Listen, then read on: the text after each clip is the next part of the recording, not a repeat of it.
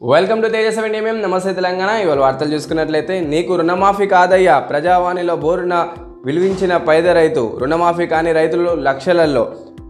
గతం కంటే లబ్ధిదారులు ఎందుకు తగ్గారు? కాంగ్రెస్లపై రైతులకు భ్రమలు తొలగాయి. పాస్బుక్ ఉన్నా వర్తించని రుణమాఫీ. చర్చకు సిద్ధం. నిరంజన్ రెడ్డి సవాల్.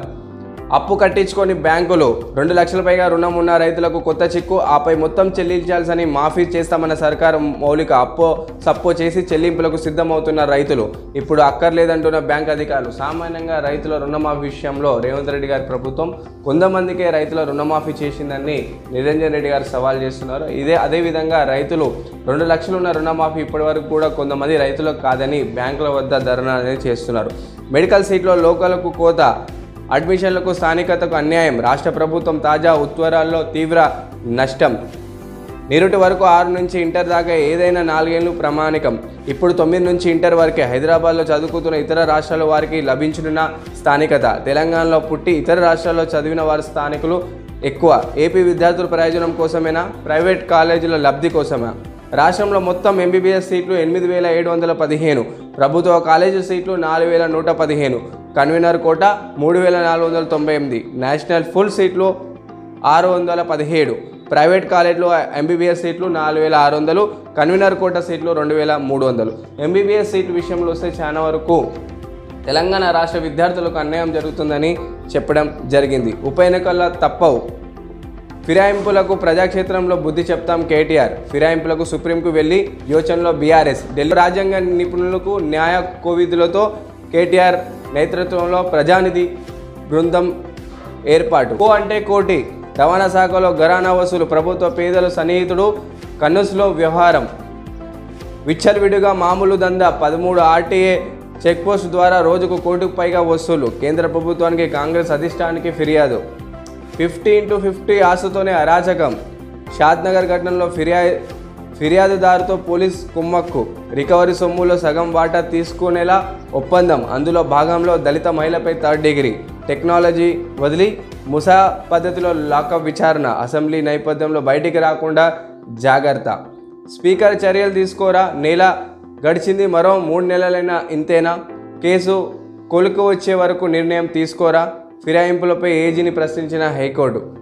ఈ నగరానికి ఏమైంది? బాలికను నిర్దించింది లైంగిక దాడి. ఇంట్లో ఒంటరిగా ఉన్నప్పుడు అఘాయిత్యం. బేగంపేటలో ఘటన. పరారీలో నిందితుడు. వరుస ఘటనలతో నగరవాసులు ఆందోళన. హైదరాబాద్లో బాలుడు కిడ్నాప్. రచ్చకండలో అరాచకండపై 2 రోజుల్లో నివేదిక ఇవ్వండి. ఇబ్రహీంపట్నం ఆర్టీఓకు జిల్లా కలెక్టర్ ఆదేశం. బంగ్లా అల్లకల్లోలం. ఆ దేశంలో సైనిక పాలన. ప్రధాని షేక్ హసీనా రాజీనామా. భారత్కు చేరిన హసీనా, ఆమె ఇంటిని లూటీ చేసిన ఆందోళనకారులు. పార్టీ కార్యాలయానికి నిప్పు. ప్రభుత్వ కార్యాలయాలపై దాడులు. రిజర్వేషన్ వ్యతిరేక హింసంలో దేశం అతలకుతలం. ఇందిరాగాంధీ సాంస్కృతిక కేంద్రం ధ్వసం. గత 2 రోజుల్లో 300 మంది మృత్యు. ఇక చూసుకున్నట్లయితే బంగ్లాదేశ్ ప్రధానమంత్రి షేక్ హసీనా గారు రాజీనామా చేయడం జరిగింది. బంగ్లాదేశ్ ప్రధాని షేక్ హసీనా గారు రాజీనామా చేయడానికి ముఖ్య కారణాలు ఏంటి? సో సామాన్యంగా ఒక బిల్లే ఆమె జీవితాన్ని మార్చడం జరిగింది.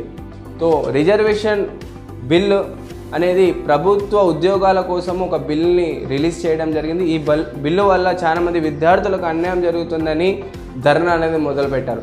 సామాన్యంగా మొదట్లో ఈ ధర్నాని షేక్ హసీనా గారు అంత పట్టించుకోలేదు, కానీ రోజు రోజుకు అది తీవ్రతగా మారింది. అక్కడున్న దేశ ప్రజలందరూ కూడా విద్యార్థులకు సహకారం ఇచ్చి అక్కడ షేక్ హసీనా గారిని రాజీనామా చేసే విధంగా చేశారు. ఇక్కడ చూసుకున్నట్లయితే భారతదేశంలో చుట్టుపక్కల ఉన్న దేశాల్లో ఇలాంటి ఘటన జరిగిందని చెప్పవచ్చు. ఆఫ్ఘనిస్తాన్లో తాలిబాన్లు ఏ విధంగా ఆక్రమించుకొని అక్కడ ఆ దేశ ప్రధానమంత్రినే తొలగించి మొత్తం దేశాన్ని ఆక్రమించుకున్నారు. ఆ తర్వాత పాకిస్తాన్లో ఇమ్రాన్ ఖాన్ ప్రధానమంత్రిని తొలగించి అక్కడున్న కొత్త ప్రధానమంత్రిని తీసుకురావడం జరిగింది. అంటే ప్రజలు తెలుసుకుంటే అక్కడ ప్రధానమంత్రిని తొలగించవచ్చు అని మీరు అనుకుంటున్నారు.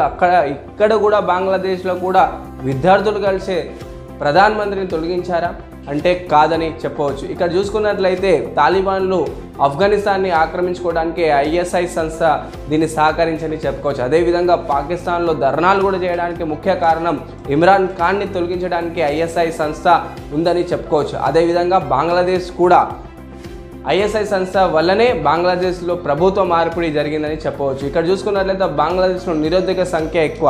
సో ఇక్కడ ఉన్న బంగ్లాదేశ్లో చాలా మంది విద్యార్థులు పాకిస్తాన్ ఐఎస్ఐ అజీం సంస్థకు ఒప్పందాలు కుదిరించుకున్నారు. సో సామాన్యంగా ఈ ఐఎస్ఐ సంస్థ విద్యార్థుల్ని రెచ్చగొట్టి విద్యార్థుల్లో ఇస్లామిక్ని చాలా బలోపేతం చేసి అక్కడున్న ఆ విద్యార్థులను రెచ్చగొట్టి అక్కడున్న బంగ్లాదేశ్లో అల్లర్లు సృష్టించింది. విద్యార్థులతో అక్కడున్న చిన్నగా ఈ నెల రోజులనే అక్కడున్న బంగ్లాదేశ్ మొత్తం కూడా అల్లకల్లోలం జరిగింది. ఇప్పుడు భారతదేశంలో కూడా ఇలాంటి ఘటన జరగవచ్చా అంటే ఖచ్చితంగా జరగవచ్చు అనే చెప్పవచ్చు. 2014లో డిమానిటైజేషన్ అంటే ప్రధానమంత్రి గారు ఎన్డీఏ ప్రభుత్వం తీసుకొచ్చిన కొత్త రూల్స్ మీరు చూసుకున్నట్లయితే గతంలో డిమానిటైజేషన్ జరిగింది. అప్పట్లో కూడా చాలా మంది దీన్ని వ్యతిరేకించడం జరిగింది. దాని తర్వాత జిఎస్టీ విషయంలో కూడా చాలా వరకు కూడా అల్లకల్లోలమే జరిగిందని చెప్పవచ్చు. దాని తర్వాత రైతుల చట్టంలో విషయంలో కూడా హర్యానా, పంజాబ్, ఢిల్లీలో చాలా మంది రైతులు రోడ్ల మీదకి వచ్చి ప్రధానమంత్రికి నిరసన అనేది చేశారు.